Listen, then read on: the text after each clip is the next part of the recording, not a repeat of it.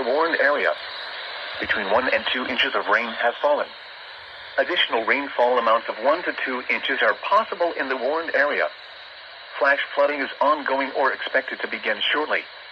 Hazard: flash flooding caused by thunderstorms. Source: radar. Impact: flash flooding of small creeks and streams, urban areas, highways, streets and underpasses, as well as other poor drainage and low-lying areas.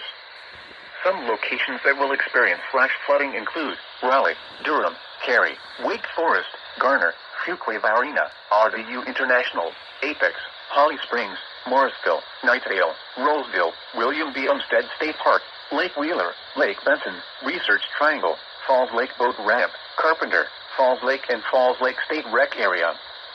Turn around, don't drown when encountering flooded roads. Most flood deaths occur in vehicles. Repeating, a flash flood warning has been issued until 1 a.m. Thursday for the following county: Wake, North Carolina,